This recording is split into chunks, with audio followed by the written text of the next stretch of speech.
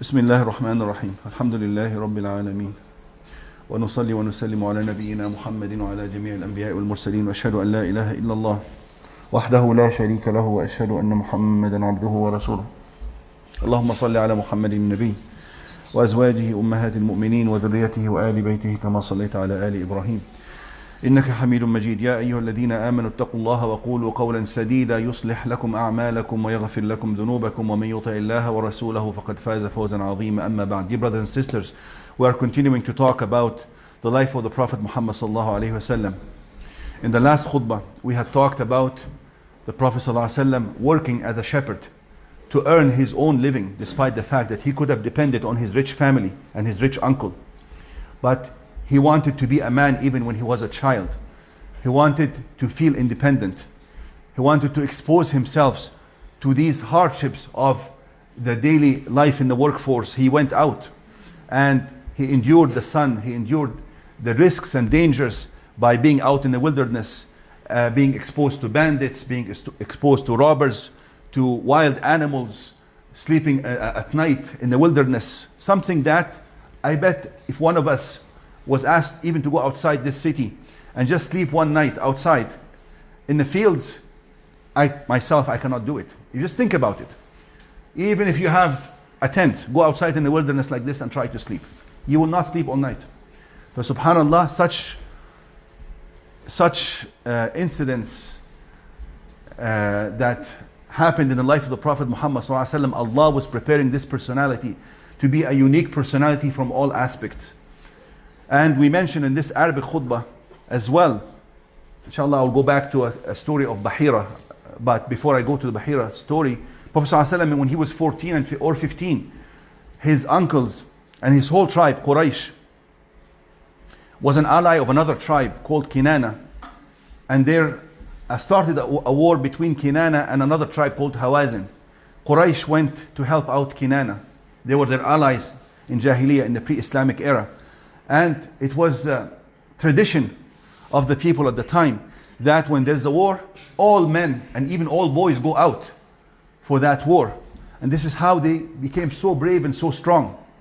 They are totally different people. The way they were raised, the way they lived is totally different from the way we are raised and the way we lived. So Prophet ﷺ, his uncles take him out to this battle at age 14 or 15. And he was too young to actually physically fight. But his job in this battle was to go around in the battlefield and collect the arrows and bring them back to his tribe and to his uncles and to his family to throw the arrows again. Again, there's so much danger involved in this, because anyone can strike him while he's collecting the arrows. A stray arrow may come and kill him. To live this kind of incident, regardless of who was right and who was wrong in this battle, but to go through such an experience undoubtedly gives the Prophet ﷺ so much courage and steadfastness and fortitude that he would never be shaken by similar incidents that may happen later on in his life after he becomes a prophet, and then the whole of Arabia become his enemy. He's seen things like this. He has seen what happens in battles. And battles at the time, people fought with knives, fought with swords, spears, and arrows, and it was brutal. The kind of injuries that happened at the time were very scary images, and he went through all this at a young age. You can imagine how much his personality was strong and how much courage he had growing up to be a man. Before this incident, when he was even maybe 9 or 10, nobody knows exactly how old he was, but he also went on trips to Asham, going from Mecca all the way to the area of Syria and Jordan and Palestine, in trading with his uncles and his tribe. And in one of those trips, before they reached Asham, they met a monk. His name was Bahira. And this monk, according to the narrations, and there's some controversy about the authenticity of that narration. Imam al-Dhahabi, one of the eminent Imams of Hadith, considers it a false historical report, while Imam al-Albani, Imam ibn Hajar think it is authentic.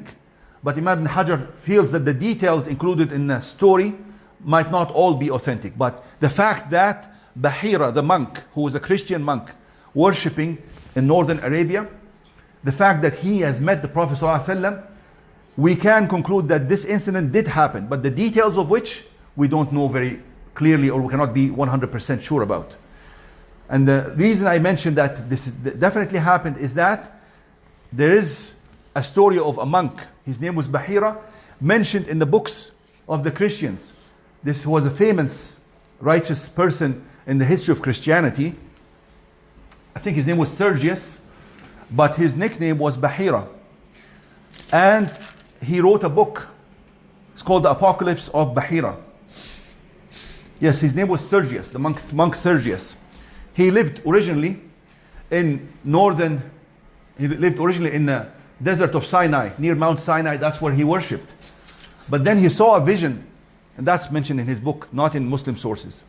But the fact that totally independent sources from totally separate nations mention the same name of Bahira, and that this man eventually also lived in northern Arabia, indicate to us that probably this story of Bahira that was narrated by our historians did take place. So this Bahira sees an image or a vision at night when he's sleeping, that there will be a kingdom that will be established or rise from Arabia, and that this kingdom will conquer the Persian and the Roman kingdoms. So he went out from Sinai to warn his fellow Christians, and to even to warn the kings of Rome that there's an imminent danger coming from Arabia. And then he went into Arabia, he says, to call people to worshiping God. He mentioned that in his book. This is not from Muslim sources. He mentioned in his book that he found Arabs worshiping different kinds of gods. Some of them worshipped trees, some of them worshipped stones, some of them worshipped demons. And he says he called them to worship God and to follow the faith. Of course, the Christian faith. And I mentioned last khutbah that the Christian faith is not the faith of Trinity that we see today. This was not the predominant Christian faith. For the first maybe 400 or 500 years, this was not the predominant Christian faith. There were many other Christianities, and there are many books now published. When those books and manuscripts of these early Christian groups surfaced and showed the different beliefs the different Christian groups had, many Christian groups, and probably the predominant Christian belief was that they only believed in the one God, Allah, and they believed that Isa alayhi salam was his messenger. And I mentioned in the last khutbah, at least in the Arabic khutbah, read about the Ebionites. Also read about the followers of Arius.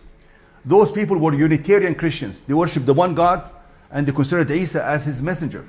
This concept of Trinity only developed after the first 300 years.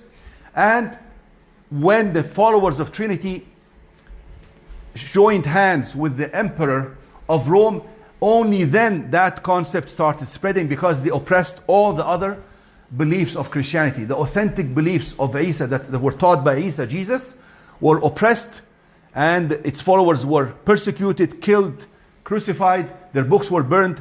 Even they issued edicts prohibiting the ownership of such books. Those books went into hiding, and the true followers of Isa went into hiding, and so on. So we don't know, Bahira, was he a Trinitarian or was he one of the Unitarian Christians? But Unitarian Christianity continued even till today. Even today you find Unitarian Christians. So there has always been one trajectory in Christianity, and it was the predominant one, but then it became more and more diminished as time went on because of the dominance of the Trinitarian Christianity, the Pauline Christianity, the man who basically changed the religion, بدل دين المسيح, the one who changed the religion of Isa alayhi salam, the false prophet Paul. He's definitely a false prophet. He never was a disciple of Isa. He was never a student of Isa, never met Isa, never liked Isa, never liked his students or disciples. He persecuted them. He acted as a spy against them.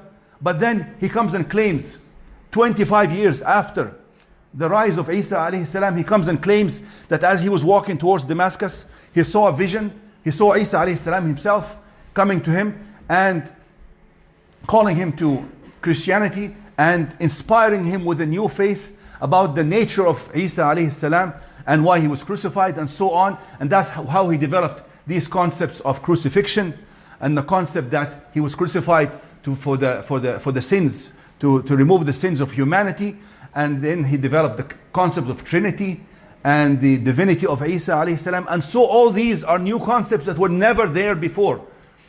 And he also abolished the law of Musa, the law that was followed by Isa alayhi salam and all the prophets of prophets of Bani Israel, the Israelite prophets. They all followed the law of Musa. Isa alayhi salam himself says that he did not come to abolish the law of Musa, but he came to fulfill it.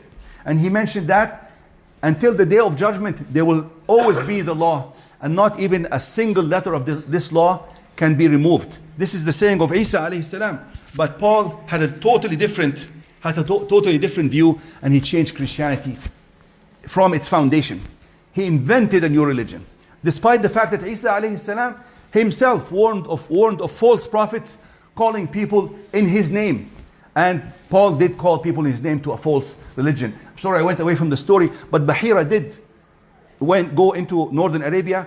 Then he told the Arabs about their future, that they will become a kingdom, they will become powerful, they will conquer all these other nations. And then they were so happy with him that they built him a small hut to live in and worship in, and they dug him a well, and that's where he lived. Basically, the story that's mentioned in our sources is that when the Prophet ﷺ went with his uncles towards the Sham, they met with this monk called Bahira, and he warned the uncle of the Prophet ﷺ not to take him any further, because he was afraid, because there are news that there will come a prophet from Arabia, that people may sense that he is that one. He got that kind of sense. And then I mentioned some other hadith about people getting a vision. That inshallah will continue in the, inshallah, next khutbah, because the time has already come to an end. It's time for the salah, inshallah. So we'll make a quick dua and we'll continue, inshallah. Try to make the English khutbah next time a bit longer. اللهم إنا نسألك بأسمائك الحسنى وبصفاتك العلى وباسمك الأعظم الذي إذا دعيت به أجبت وإذا سئلت به أعطيت يا أرحم الراحمين يا أكرم الأكرمين يا أجود الأجودين رحمن الدنيا والآخرة ورحيمهما يا حي يا قيوم يا حنان يا منان يا ذا الجلال والإكرام. اللهم إنا نسألك لأنفسنا ولوالدينا ولأزواجنا وذرياتنا وأهلينا والمسلمين والمسلمات الأحياء منهم الأموات.